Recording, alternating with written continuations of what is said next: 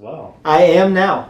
And the story, I tell this in just about every meeting I am when I meet with businesses, because as much as businesses like our price point, as much as businesses like our schedule, their biggest challenge internally is it's soccer. Like, will our people get behind soccer? And so one of the stories I always tell to get myself over it was when I was living in Washington, D.C., working at CEB, I lived with my two best friends in the entire world from Simsbury, Connecticut. One of them was a soccer player, huge Arsenal fan. I used to make fun of him for waking up in the morning to watch soccer. And I didn't become a Tottenham fan because he was an Arsenal fan. I had my own reasons. But now I'm one of those people that wake up in the morning, and even an hour earlier here than it is on the East Coast, to sometimes go to Bar Munich here and watch Tottenham with a lot of other, like 30 to 40 other Hotspur Spurs fans. And so I've been very brought in by the culture of the sport. I think it's so cool that I can wake up in the morning and root for Tottenham. The Bayern Munich supporters are also in the bar, and so the Bayern Munich supporters can be there. We can have some shouts at each other, and then everyone can go home, put orange on, and go root for the Houston Dynamo that night. There's no other sport on this planet that's like that. And then, one of the things that became really cool over the last 3 years, I was a huge Yankees fan, but the Red Sox were one of my best clients. And so there was this constant push-pull of I'm getting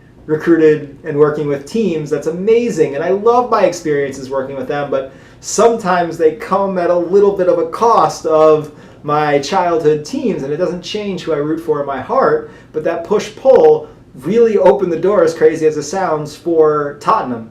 And now I am one of the bigger Spurs fans that you'll find in the United States. I watch every single match. I make it to Bar Munich as much as I possibly can. I have the shirts, I have the hat, because there was no conflict. I wasn't working with English Premier League teams, so that was the one team that I could root for and connect and have none of that push-pull too. So in so many ways, I don't think if I grew up rooting for soccer as much as I did, I'd be as big a soccer fan as I was today, because I believe now that my love for soccer is just so unique and organic and different.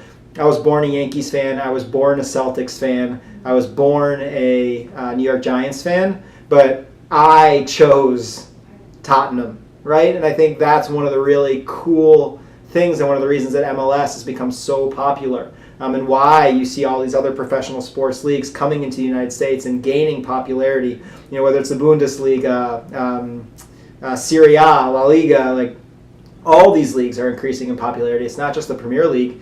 And a lot of it is because Americans feel like it's not our sport originally, so we can take ownership over the team. We're first generation. I'm a first generation Tottenham fan. Hopefully if I have kids, they'll be a second generation Tottenham fan. And we have first generation Houston Dynamo fans, and a lot of kids that grew up with it are now the people that sit in our supporters section. So you're getting this just group of first generation soccer fans, and it almost feels like it's their choice to take ownership of it. And I think, being someone that is that way, it's so uniquely powerful, and it makes it so much fun. And I think it draws you to the sport and the culture of the sport even more.